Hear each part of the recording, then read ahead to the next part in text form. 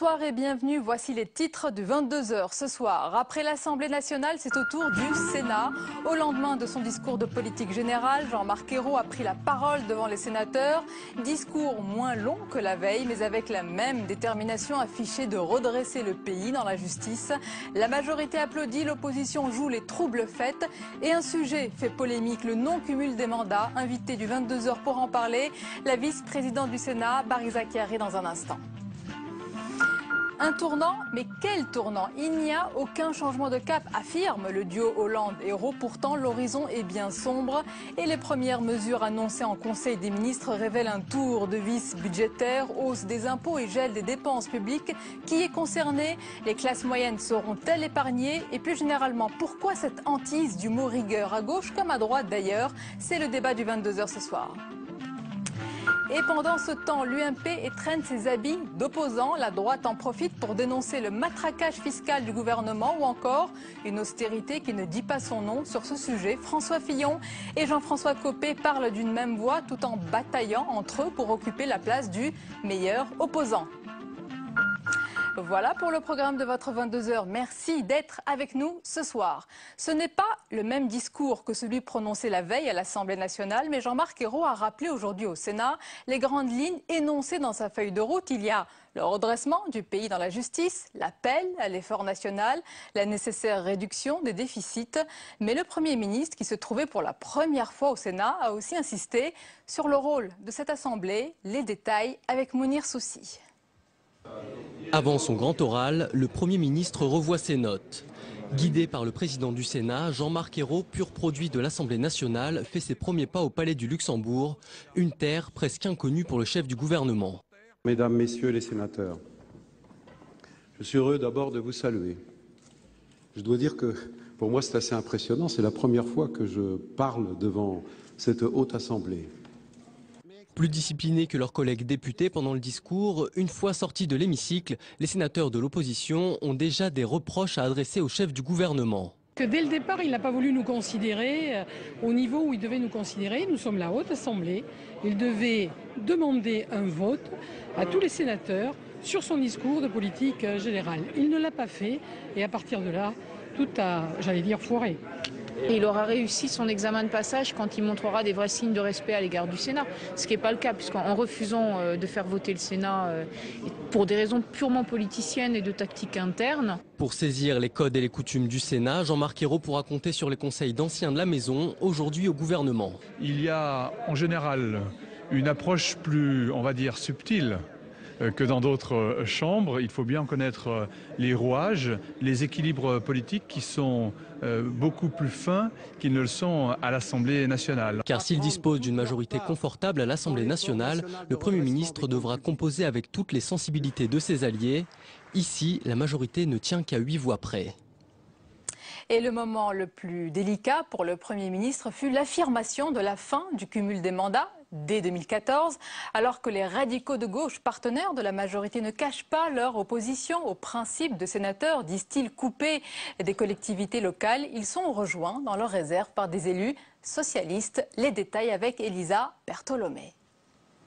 Il sera mis fin au cumul entre un mandat de parlementaire et l'exercice de fonctions exécutives locales pour que cela soit effectif et applicable avant 2014. Applaudissements nourris du côté des écologistes, moqueries sur les bancs de la droite, hésitation chez les socialistes. Le Sénat est loin d'être favorable à la limitation du cumul des mandats. Et pour cause, nombre de sénateurs sont présidents de régions, de départements ou maires d'une grande ville, Lyon, Marseille, Dijon. Argument des élus, le Sénat représente les collectivités locales.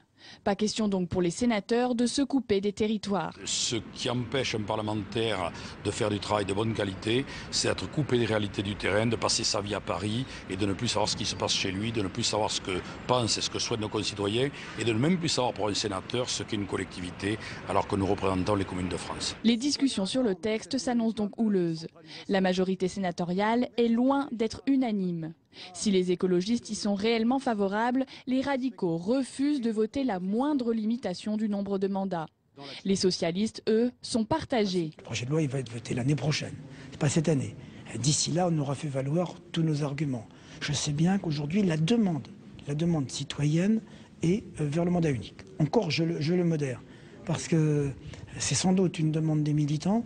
Moi, je n'ai pas entendu tous les jours sur le terrain les citoyens me demander le mandat unique. Pourtant, selon un récent sondage, 92% des Français sont pour limiter le nombre de mandats. Les principaux concernés sont loin d'atteindre cette proportion. On parle du logement à présent, vous le savez, c'est l'un des principaux sujets de préoccupation des Français. Et on va s'intéresser plus précisément ce soir aux logements sociaux. Leur nombre est toujours insuffisant. L'offre est bien en deçà des besoins. Le gouvernement veut d'ailleurs en construire 150 000 de plus par an. Alors comment? Élément de réponse avec Jérôme Rabier. Pour réussir à construire 150 000 logements sociaux, le gouvernement n'hésite pas à hausser le ton face aux communes récalcitrantes. Jean-Marc Ayrault est venu le rappeler aujourd'hui au Sénat. Il y a encore des résistances. Il y a toujours une bonne raison.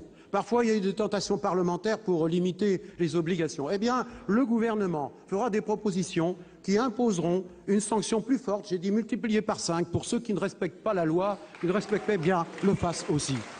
La loi SRU oblige chaque commune à avoir 20% de logement social dans son parc immobilier. Pourtant, les pénalités sont encore loin d'être dissuasives. En 2011, elles devaient rapporter 75 millions d'euros, mais un système de dérogation a ramené la somme à 31 millions. Certaines communes très en retard quand la loi est passée en l'an 2000 font toutefois des efforts. C'est le cas notamment au pavillon Sous-Bois en Seine-Saint-Denis. Lorsque j'ai été élu maire, il y avait 7% de logements sociaux. Nous allons atteindre les 13% l'année prochaine, en respectant les objectifs fixés par la loi. Donc j'ai envie de dire qu'on nous foute la paix à partir du moment où nous démontrons, chaque période de 3 ans, que nous faisons ce que la loi nous demande. Car s'il faut tendre vers 20% de logements sociaux partout, la loi initiale prévoit 2022 comme date butoir. La mise à disposition gratuite des terrains appartenant à l'État, promise par le nouveau gouvernement, devrait contribuer à accélérer la cadence. Et invité politique du 22h, c'est la vice-présidente socialiste du Sénat, Barry Zakari. Bonsoir. Bonsoir. Et bienvenue à vous. Alors, le Premier ministre Jean-Marc Ayrault s'est donc exprimé devant les sénateurs aujourd'hui. Est-ce qu'il vous a surpris sur un sujet, dans son ton, son attitude? Est-ce qu'il y a eu une attention que vous avez retenue de sa part? Eh bien, écoutez, il ne m'a pas surpris. Parce qu'on est vraiment dans le prolongement des engagements de François Hollande, notamment une grande partie des 60 propositions. C'est sans surprise et c'est sans masquer la réalité.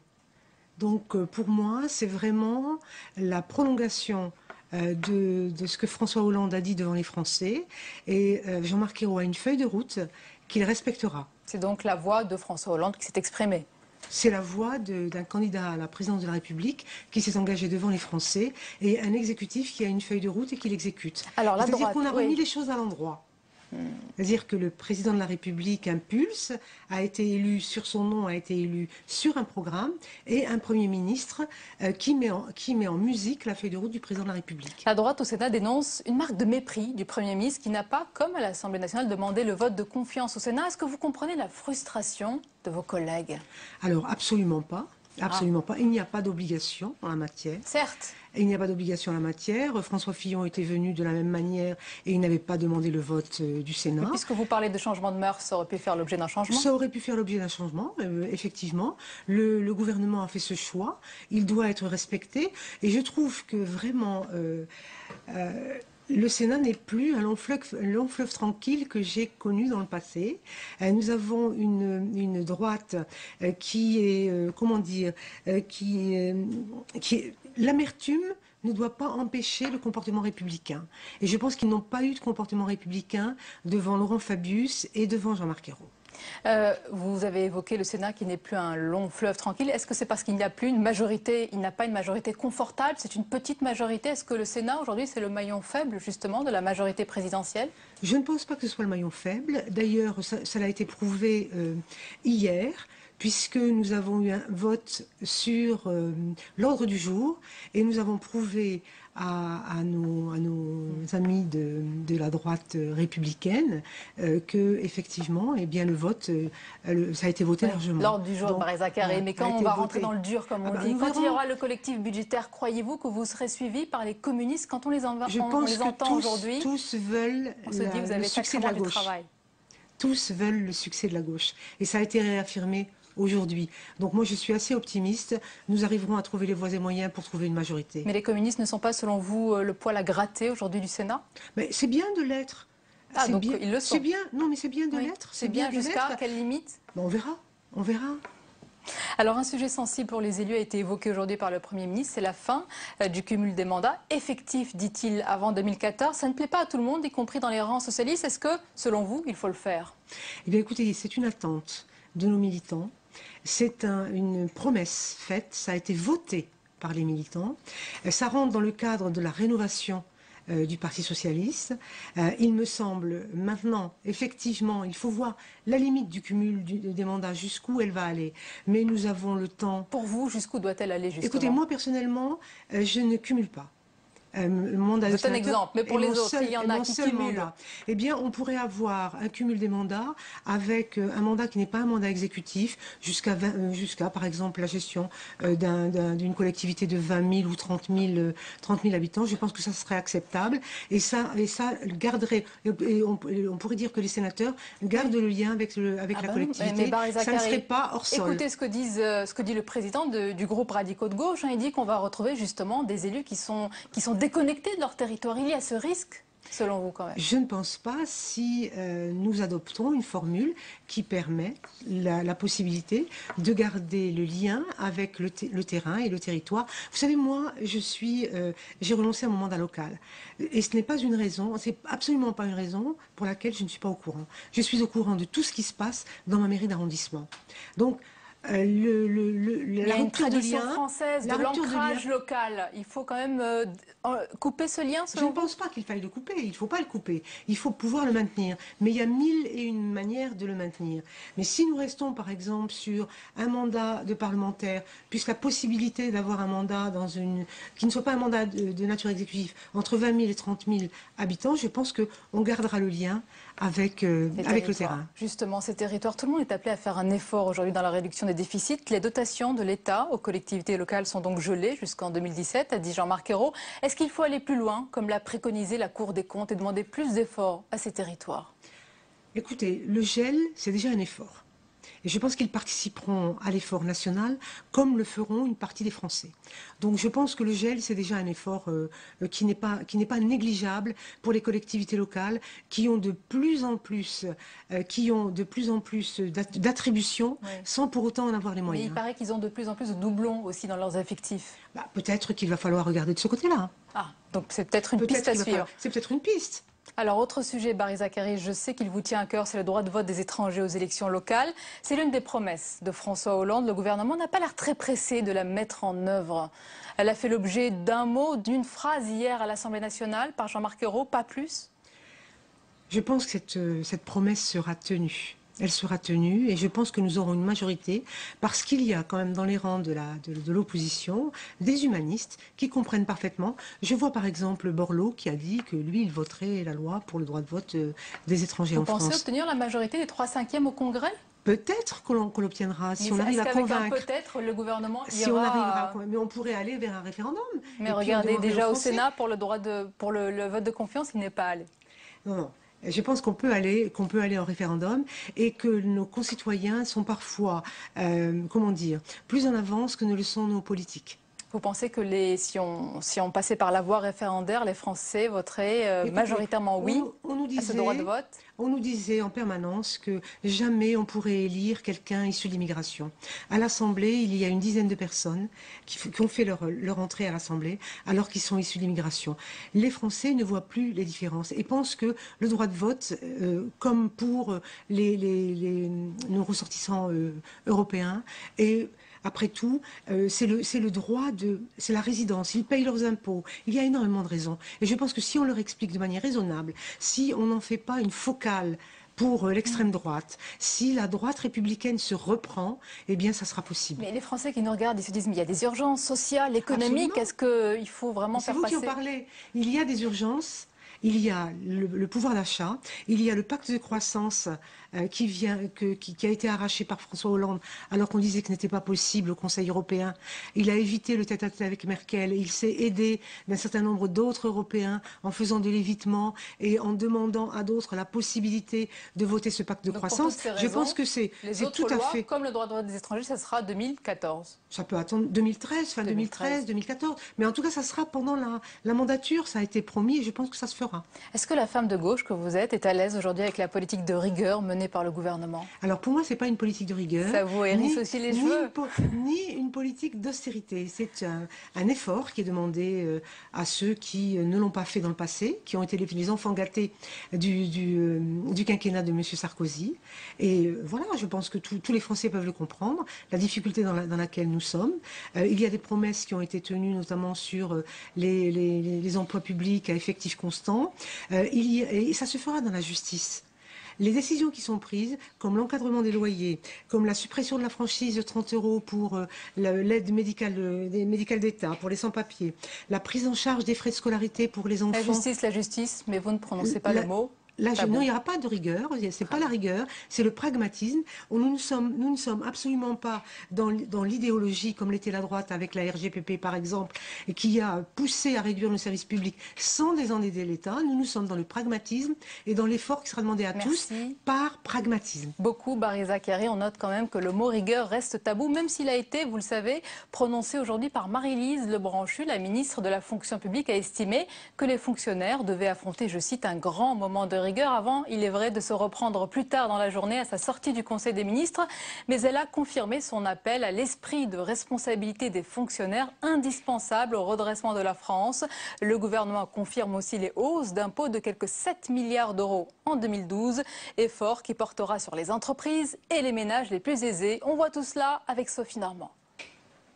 7 milliards d'euros à trouver en 2012. Principale cible des efforts demandés, les ménages les plus aisés et les entreprises. La principale mesure en matière de hausse d'impôts, c'est la contribution exceptionnelle, payée cette année par les redevables de l'ISF en plus des sommes déjà dues. Une surtaxe qui devrait rapporter plus de 2 milliards d'euros en 2012. Fiscalité également alourdie pour les grosses successions et les donations. Les revenus immobiliers des non-résidents seront eux assujettis aux prélèvements sociaux. Comme attendu, la TVA sociale qui devait entrer en vigueur le 1er octobre sera abrogée. Mais la hausse de 2 points des prélèvements sociaux sur les revenus du patrimoine est maintenue, ce qui rapportera 800 millions d'euros en 2012. Les entreprises, et d'abord les plus grosses, sont également mises à contribution. L'anticipation du versement de la contribution exceptionnelle ou encore des taxes spéciales sur les secteurs bancaires et pétroliers viennent remplir les caisses de l'État. C'est aussi la fin annoncée de l'exonération de cotisations sociales pour les heures supplémentaires. Seules les entreprises de moins de 20 salariés sont épargnées pour un total de 980 millions d'euros de recettes en 2012. Quant aux dividendes distribués aux actionnaires, ils seront dorénavant taxés à hauteur de 3%. Et nos invités ce soir pour commenter cette riche actualité politique et surtout économique. Claude Veil de Nouvel Observateur, bonsoir. Étienne Vernel du Point, bonsoir. Notre chroniqueur Jean-Louis Gombault, bonsoir Jean-Louis. Bonsoir Sonia. Et Charb, caricaturiste à Charlie Hebdo, bonsoir. Alors messieurs, nous allons évoquer donc l'actualité. Ce soir, d'abord, elle sera croquée en direct par Charb. Charb, est-ce que vous avez réussi à saisir l'ensemble des nouvelles têtes, des nouvelles personnalités de ce gouvernement? Je les connais même pas entièrement tous. Mais on va en parler ce soir, il faudra. Le personnage principal pour l'instant c'est la rigueur, donc on doit s'entraîner à dessiner la rigueur. Quelle tête a-t-il selon vous? C'est plutôt les gens qui en souffrent. Et vous arrivez à croquer... Il est très fort, Charb, il a réussi à donner un visage à un objet qui n'a pas de nom.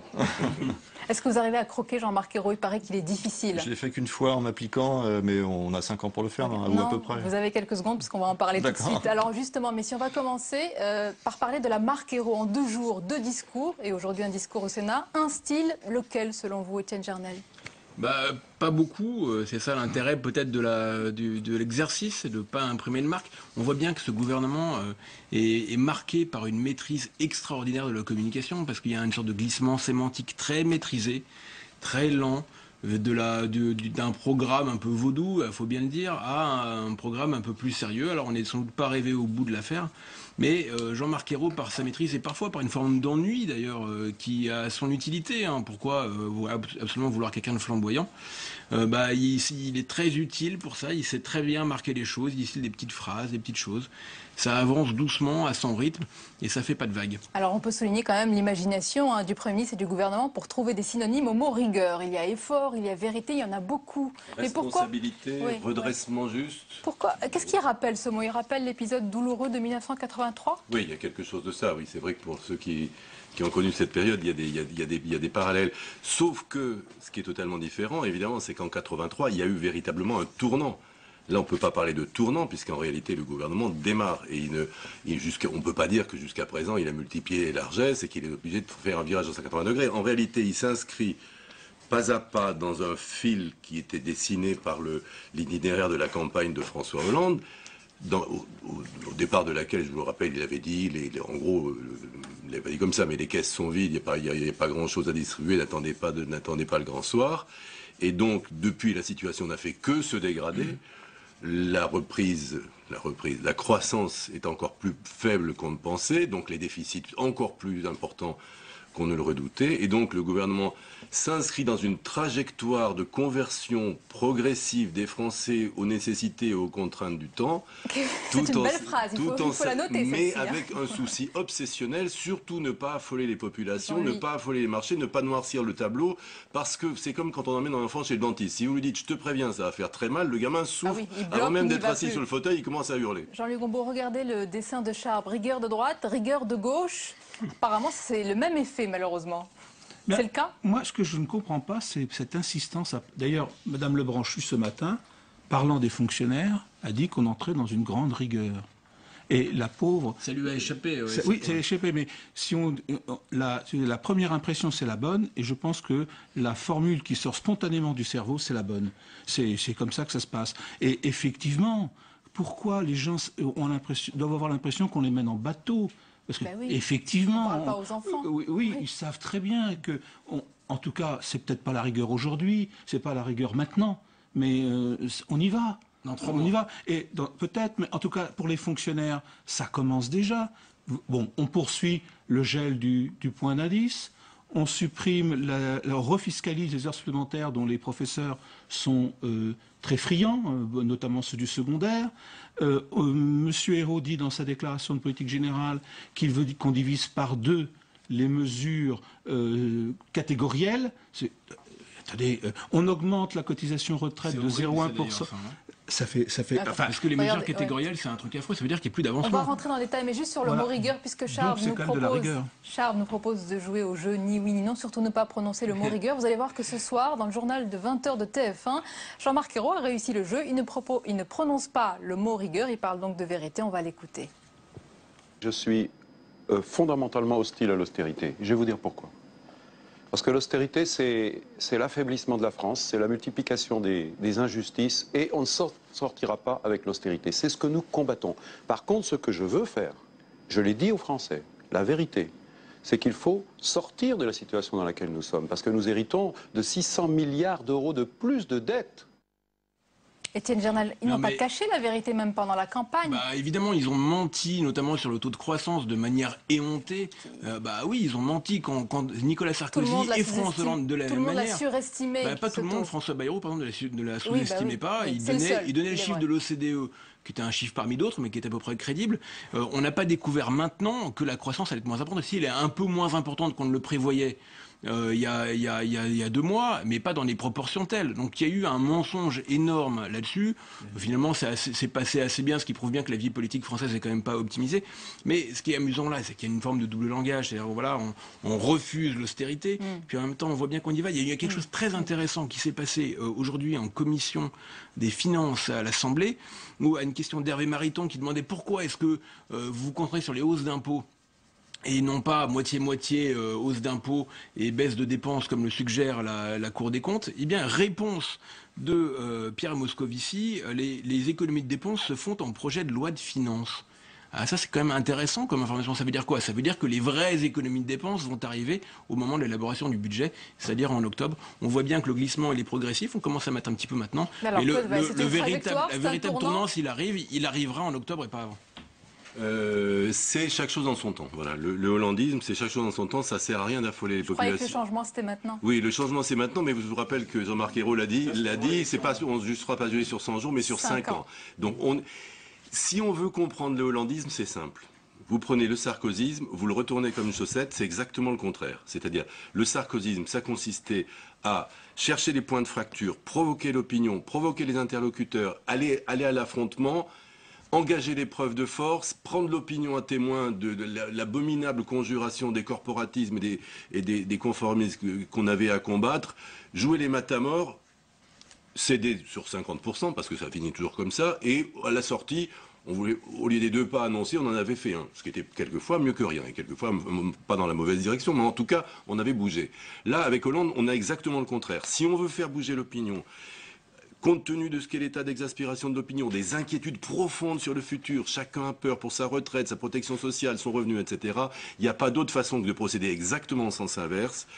On parle à la social-démocrate, on se met autour de la table, on discute, on ouvre des chantiers, on annonce des grands messes, des grandes concertations, on annonce surtout que ça sera fait dans la justice, que les premiers seront les derniers et les derniers seront les premiers, et comme ça, on espère avancer sans casser la machine. Le hollandisme, c'est le sarkozysme, c'est une chaussette, vous m'avez dit? C'est retourné, vous retournez. Voilà, on retourne une chaussette. Alors on va la retourner, Jean-Luc Gombault, et on aboutit. Retourner une chaussette que sa veste, parce que... Et on arrive aux annonces du Conseil des ministres. Quand on retourne, on s'aperçoit que c'est le détricotage de beaucoup de mesures, justement, du quinquennat de Nicolas Sarkozy, avec l'impôt sur la fortune, avec les droits de succession, avec les heures supplémentaires. C'est ce qui a été annoncé aujourd'hui? C'est pas le détricotage, c'est le détricotage abouti. Parce que M. Sarkozy avait commencé son détricotage dès 2011. Et effectivement, il ne restait plus que quoi? L'histoire des heures supplémentaires qui vont être abolies en 2 temps. Je m'interroge d'ailleurs sur le caractère constitutionnel de la mesure prise, parce qu'il y a une différence fiscale entre le fait que vous soyez dans une entreprise de moins de 20 salariés, vous n'allez pas payer vos impôts, et plus de 20, vous allez payer. Et en plus, c'est un peu bizarre parce que la masse des heures supplémentaires se font dans les entreprises de moins de 20 salariés. Donc, en réalité, l'économie sera modeste à ne pas faire un système général. Et en plus, on peut se poser la question de savoir si c'est constitutionnel de faire cette distinction. En tout cas, pour répondre directement à la question, effectivement, il ne reste plus rien de la loi TEPA à partir d'aujourd'hui. Mais c'est vrai que Sarkozy a fait l'essentiel du boulot, et je vous rappelle quand même que dans la dernière année, Sarkozy a beaucoup augmenté la pression fiscale. Beaucoup augmenté. Il y a eu 2 trains successifs, Fillon 1, Fillon 2, qui ont alourdi de mémoire, Jean-Louis, à peu près de 20 milliards au total. C'était 11 milliards pour 2012. D'accord. Notamment la non-réévaluation des tranches de l'impôt sur le revenu. Les Français viennent de s'en rendre compte. Pour ceux qui nous écoutent, pour les Français qui nous écoutent, Jean-Marc Ayrault, François Hollande ont répété que les classes moyennes ne seront pas touchées, elles seront épargnées. Est-ce que c'est le cas? Et puis, qui sont-elles, ces classes moyennes? Pour l'instant, oui. D'abord, personne n'arrive à définir ce que c'est qu'une classe moyenne. Les sociologues s'échinent à faire ça. Finalement, il y en a qui refusent d'en parler maintenant. Enfin bon, qu'importe, quoi qu'il arrive, c'est une blague. Évidemment que c'est une blague, parce que quand on voit on va pas quand même réussir à rattraper 30 milliards l'année prochaine, rien qu'en taxant les riches. L'impôt sur le revenu, c'est à peu près 4 milliards. On est dans l'impôt sur la fortune, c'est 4 milliards. Si on veut vraiment taper dans cette catégorie-là, non, on va pas y arriver. C'est une blague absolue. C'est impossible de penser une chose pareille. Je comprends pas d'ailleurs comment on peut le dire. Mais bon, en tout cas, actuellement, oui, c'est vrai. Là, maintenant, le collectif budgétaire, c'est à peu près vrai. Pour le budget de 2013, j'ai du mal à y croire. Ce qui est quand même intéressant, c'est qu'aujourd'hui, on est quand même à rebours de tout ce qui se fait tout autour de nous, chez tous nos voisins. La France, il faut croire que c'est une île, parce qu'elle peut vivre complètement en dehors des autres. Les autres, ils font tous attention sur les dépenses. Tous nos voisins, absolument, font attention sur les dépenses. Et on est les seuls à ne pas le faire. Alors, j'ai bien compris, tout le monde a compris qu'il y avait un glissement progressif vers la rigueur, ou en tout cas une forme d'austérité, quel que soit le nom qu'on lui donne. Mais en attendant, il faut souhaiter pour François Hollande et pour nous tous qu'il ne se produise pas de crise avant. Là, on a acheté un peu d'eau froide sur l'incendie avec l'accord européen, mais s'il se produit une crise avant, il faudra prendre des décisions en urgence, ce serait plus compliqué. Il faut faire attention quand même, parce que, je trouve... il est vrai qu'il ne pouvait pas baisser les dépenses. Il est là depuis 1 mois. Comment est-ce qu'il peut baisser les dépenses? On est dans une inertie de dépenses. Justement, il l'a annoncé aujourd'hui. il a quand même annoncé, évidemment, dans les 30 milliards qu'il recherche pour l'année prochaine, il a annoncé 10 milliards de baisse de dépenses. Donc on ne peut pas dire qu'il fait rien, ça dépend. Sinon on ne comprend rien à la rigueur d'ailleurs. Oui, non, je veux dire, faire attention parce que je pense quand même qu'il y a c'est pour ça qu'il y a quand même si le véhicule n'a pas démarré, il y a quand même quelque part un petit virage. Bien sûr. Donc, au moins dans le discours. Oui, on va dire une inflexion, il a dit dans les ça, lettres de cadrage 7% de moins sur les dépenses de fonctionnement, 7% de moins sur les dépenses d'intervention, ça fait déjà 7 milliards. Alors il faut dire que le sujet qui fâche, il arrivera un peu plus tard, parce qu'il faut dire que la moitié des dépenses publiques, c'est quand même les dépenses sociales, c'est la sécurité sociale, c'est l'assurance chômage, c'est l'assurance maladie, etc. Ça va être là le plus dur quand même. Alors aujourd'hui, il annonce bien quand même, sur son programme, Hollande dit « je vais augmenter les dépenses publiques en général de 1,1%. Et aujourd'hui, c'est le premier changement, il dit 0,8. Et notamment sur les dépenses de santé. Donc il y a quand même une évolution. On ne peut pas... évidemment qu'il y a une évolution, mais il y a quand même une différence d'échelle absolument phénoménale entre ce qu'on fait et ce qu'on font nos voisins. Donc on est encore une fois quand même une île. Il y a une forme de déni qui propose une piste d'économie, mais je ne sais pas si ça va rapporter des milliards. Toute petite. C'est un premier pas. Claude Veil, je voulais revenir sur la forme aussi. Quand Jean-Marc Ayrault, aujourd'hui au Sénat, comme hier à l'Assemblée nationale, fait appel aux Français, il appelle vraiment à l'effort national, à la mobilisation des Français. Est-ce qu'ils sont réceptifs? Est-ce qu'on est réceptif à cela? Et puis, comment ça se matérialise? Faire appel à l'effort des Français, encore une fois, tout dépend dans quelle trajectoire on s'inscrit. Si les Français ont vraiment le sentiment, et c'est pour ça que les premières mesures ont été importantes, psychologiquement, politiquement, c'est vrai qu'ils commencent déjà par alourdir la dépense avant de commencer à la réduire, avec la réforme des retraites, l'allocation de rentrée scolaire, etc. Mais parce qu'il a le sentiment, et je crois que là-dessus, François Hollande a profondément raison, qu'on ne peut emmener les Français à s'engager dans un sentier escarpé de réduction de la dépense publique que si les gens ont le sentiment, pardon, j'ai l'air de parler la langue de bois socialiste en disant ça, mais ça ne peut marcher que si les Français ont vraiment le sentiment que l'effort est équitablement réparti. Et c'est pour ça que ces premières mesures... Et en cela, c'est peut-être plus facile pour un gouvernement socialiste de faire le boulot que pour un gouvernement politique qui est quand même importante. Alors ensuite, bon... C'est vrai qu'il y a toujours quelque chose de rhétorique, et ça fait quand même quelques années que j'entends les gouvernements appeler les Français à se sacrifier pour le bien de la nation et à faire preuve de plus de patriotisme, etc. Malheureusement, on sait très bien que lorsqu'on est après sur le mur des difficultés, chaque catégorie retrouve ses réflexes corporatistes de toucher les autres pas moi, et imposer plutôt mon voisin plutôt que mes enfants. C'est vieux comme le monde, et c'est la même chose dans tous les pays. Mais encore une fois, ce que je crois qui est important de noter, c'est aussi, là aussi, il faut qu'on effectue nous-mêmes une espèce de petite révolution copernicienne. Nous ne sommes pas un pays social-démocrate. Nous ne sommes pas un pays de dialogue social. Nous ne sommes pas un pays de concertation. Nous sommes un pays où l'État décrète et l'opinion gueule. Et d'une certaine façon, c'est de ce cercle vicieux qu'Hollande essaie de sortir. Je ne dis pas qu'il va réussir, mais c'est une méthode que je trouve intéressante à avoir expérimenté. Et après tout, il n'est pas du tout évident que ça ne soit pas la bonne méthode, parce que d'autres, l'Allemagne a fait comme ça quand même. On cite toujours le modèle allemand. Le fameux plan Hartz qui vaut à Schröder aujourd'hui d'être porté au panthéon des chefs d'État responsables, il a été mené dans le cadre d'une politique qu'on appelle social partnership, c'est-à-dire on se met autour de la table, on discute et chacun met au pot. Et si Hollande et Ayrault arrivent à importer cette culture en France, je trouve qu'ils auront bien mérité de la patrie. Ah oui, c'est une révolution que vous proposez, culturelle en tous les cas. Jean-Louis Gombault, le dessin de Charb m'inspire une question justement sur les fonctionnaires. Est-ce que les fonctionnaires sont les grands perdants, finalement, les grandes victimes de cette Je ne sais pas si les fonctionnaires votent à gauche. Je crois que les professeurs votent surtout à gauche. Les enseignants ont voté beaucoup François Hollande. Vous allez nous dire qu'ils vont plus, plus voter à gauche maintenant? Non, je ne sais pas, mais les premiers, disons, les premiers cobayes de la rigueur, c'est eux. Gel du point d'indice, gel des promotions. Les heures supplémentaires, gel des promotions, c'est en discussion. En tout cas, on a demandé la hausse de la cotisation retraite de 0,1 pour financer la retraite à 60 ans, dont ils se moquent éperdument, puisque la plupart ne pourront pas bénéficier je crois que c'est à peu près 1 millier qui vont bénéficier du retour à 60 ans. Donc, ce qui est normal, puisqu'on augmente les cotisations, on augmente les cotisations de tout le monde. Il n'y a aucun problème là-dessus. Mais effectivement, l'État est une industrie de main-d'œuvre. C'est ça, l'État, c'est une industrie de main-d'œuvre. Il y a 40%, c'est de la masse salariale. Bon, si vous voulez faire des économies dans la mesure où vous stabilisez les effectifs, il n'y a qu'une seule moyen, c'est de baisser la rémunération. Et c'est ce qui va se passer. Et alors là, il y a quand même un truc, parce que le gel des promotions, c'est un truc absolument terrifiant. Parce qu'il faut imaginer, vous êtes fonctionnaire, vous bossez, vous êtes ambitieux, vous avez envie de progresser, ben non, mon coco, ça s'arrête là, là on gèle les promotions. Alors ça, pour décourager les gens, c'est absolument génial. Il valait peut-être mieux être un peu plus courageux sur la diminution d'effectifs et faire attention à ça, parce que le gel des promotions, c'est une usine à démotiver les gens. 1 milliard par an. Alors, oui, c'était le rapport de l'IGF. Les effectifs dans les ministères non prioritaires, on va l'avoir aussi. Messieurs, parlons de l'opposition. L'UMP étrenne aussi ses habits d'opposants. D'abord, est-ce qu'il y a une ligne d'opposition ou plusieurs lignes? On a entendu François Fillon attaquer assez fort, pardon? Il y en a zéro. Zéro, oui. Non, mais concrètement, il n'y a pas de ligne de l'UMP. Vous avez entendu l'attaque de François Fillon, assez sévère, assez radicale, sur la catastrophe économique et sociale, si on appliquait les mesures de Jean-Marc Ayrault. C'est lui, le principal opposant aujourd'hui? Aujourd'hui, disons qu'il a marqué un point quand même, parce qu'il s'est déclaré, tout le monde l'attendait là-dessus. Finalement, tout le monde disait de Fillon un peu ce qu'on disait de Hollande à une époque, c'est-à-dire il est un peu mou.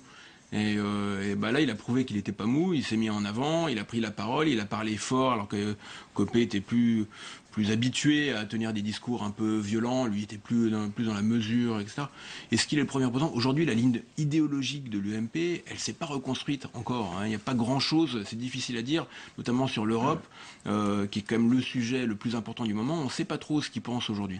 Alors comment s'opposer sans proposer? Mais parce que ils sont dans une situation très compliquée. Je ne vais pas reprendre le vocabulaire de Moscovici, mais tout de même, ils ont quand même un certain aplomb.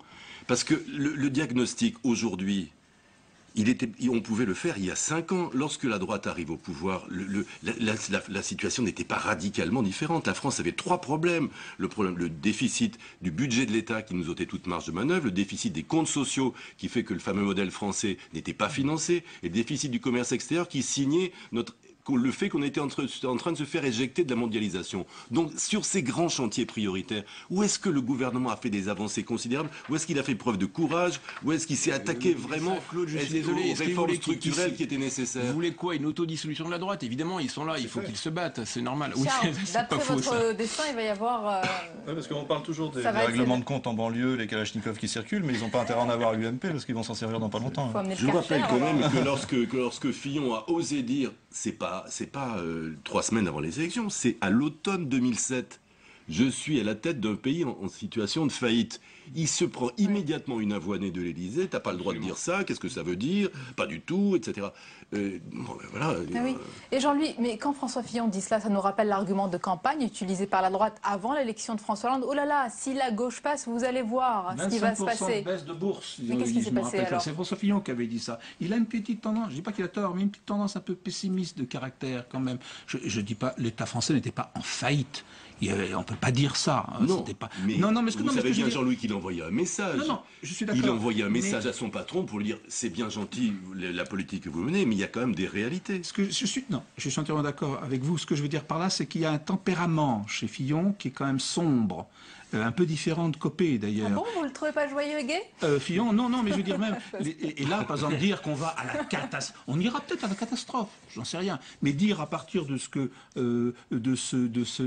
de cette loi rectificative du budget 2012, plus ce que l'on sait de 2013, dire qu'on va à la catastrophe. Alors, pour le moment, les catastrophes annoncées n'ont pas eu lieu. Voilà, donc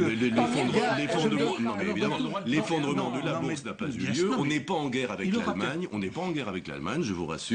Contrairement à ce qu'on dit, et même la chancelière allemande. On va rappeler que le 8 juillet à Reims, Angela Merkel rejoint François Hollande pour célébrer le 50e anniversaire du traité franco-allemand. Angela Merkel qui fait de la politique a parfaitement compris quelles étaient les contraintes systémiques auxquelles se heurte Hollande, de même que Hollande a parfaitement compris les contraintes systémiques auxquelles se heurte Madame Merkel, parce qu'elle-même, elle a une opinion publique, une opposition avec qui elle doit composer. Donc tout ça est en train de se mettre en place très difficilement. Les positions de départ sont effectivement crispées. Mais en réalité, on voit bien comment les pièces du puzzle sont en train de commencer à s'emboîter. Quand Hollande dit toute la solidarité, autant de solidarité que nécessaire, autant de... Je ne me rappelle plus. On retrouve la phrase. Ouais, à chaque fois, il faut des heures pour interpréter les propos de Hollande et c'est toujours la même chose. Mais c'est peut-être le signe d'une grande habileté, je suis d'accord. Néanmoins, avec l'Allemagne, on n'est pas en guerre. et les apparences seront sauves. Néanmoins, moi je pense qu'il y a eu quand même un fait majeur, c'est que là, la France et l'Allemagne n'ont pas parlé la même voix, ils ont joué l'un contre l'autre, même si c'est toujours plus compliqué que ça, et il faut espérer que ça ne laisse pas de traces. Alors messieurs, je vous propose à présent de passer à la revue de presse des hebdos à retrouver demain dans vos kiosques. On va commencer avec Le Point, Étienne Gernel, avec cette une. Alors vous allez nous l'expliquer, parce que c'est une photo de François Hollande qui est franchement pas à son avantage. Avec ce titre, on arrête les bêtises. Expliquez-nous cette photo. Il descend d'un bateau, il y a du vent, il y a un peu de tempête. Alors même s'il n'y a pas de tempête pour l'instant sur les marchés financiers, il y a quand même une situation de crise et d'urgence, tout le monde le sait. Et on arrête les bêtises, ça veut dire, voilà, on arrête avec les propos de campagne qui servent à être élus, ça on a compris, et on se remet, c'est une manière de dire, voilà, le début de tournant de rigueur. La une du Point qui décoiffe et qui détaille aussi le virage que s'apprête à prendre le duo Hollande-Ayrault. L'Express à présent, pour la une parisienne, d'abord je vous la montre, ce sont les 40 musées insolites à découvrir dans la capitale. Sinon pour la une nationale, une enquête au cœur de la mafia, ça concerne la cocaïne. Le Nouvel Observateur, Claude Vey qui s'intéresse à l'antisémitisme, ce qu'on ne veut pas dire. Et nous en avons parlé, la rigueur peut-elle être de gauche? Le duo Hollande-Ayrault, vous nous décryptez tout cela dans l'hebdomadaire. On parle également, Charb, évidemment, de Charlie Hebdo. Alors, c'est un numéro spécial pour les 20 ans. On a eu 20 ans hier et voilà, on a fêté ça. Merci. C'est formidable, c'est une belle longévité, plus jamais 20 ans. Voilà, c'est dit. Merci beaucoup, messieurs, d'avoir été nos invités. La suite du 22h, c'est la dernière page, avec à présent tout ce qui vous a échappé dans le reste de l'actualité. Regardez, c'est le tour de l'info. Il est préparé par Cécile Sixou.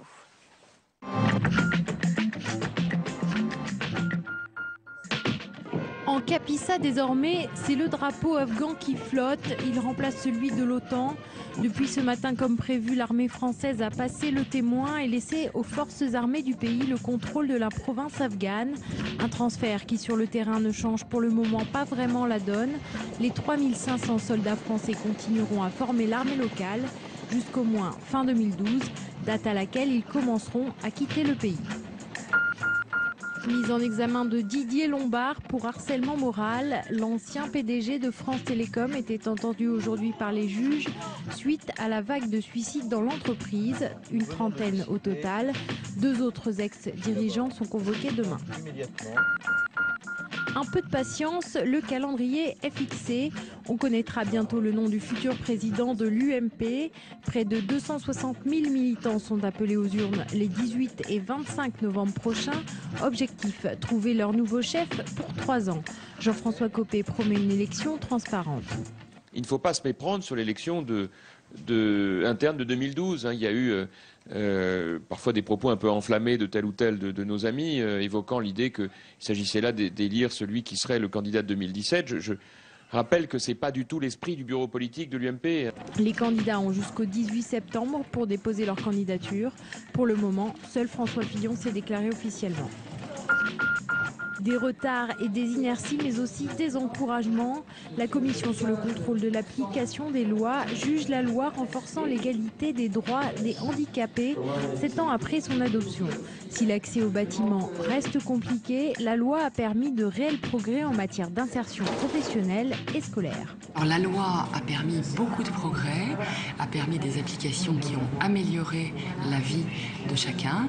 Par contre, il reste encore beaucoup de non-application, beaucoup d'absence d'application. Au total, la loi a permis la scolarisation de 55 000 enfants supplémentaires. C'est une découverte révolutionnaire pour le monde de la physique. Les chercheurs du CERN ont découvert une nouvelle particule, le boson de Higgs. Elle permet de décrire le monde de l'infiniment petit et de mieux comprendre la formation de l'univers. Nous avons maintenant découvert qu'il existe quelque chose qui donne de la masse aux particules. Jusqu'à maintenant, nous n'avions rien de ce genre entre nos mains. La masse des particules fondamentales sont les ingrédients de base de vous et moi.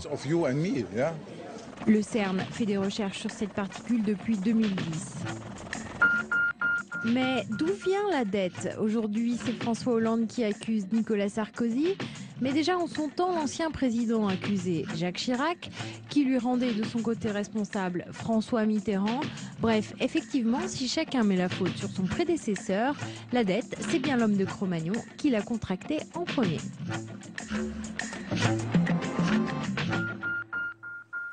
Et c'est la fin de ce journal. Merci de nous avoir suivis. Tout de suite votre émission Déshabillons-les. Je vous dis à demain avec plaisir.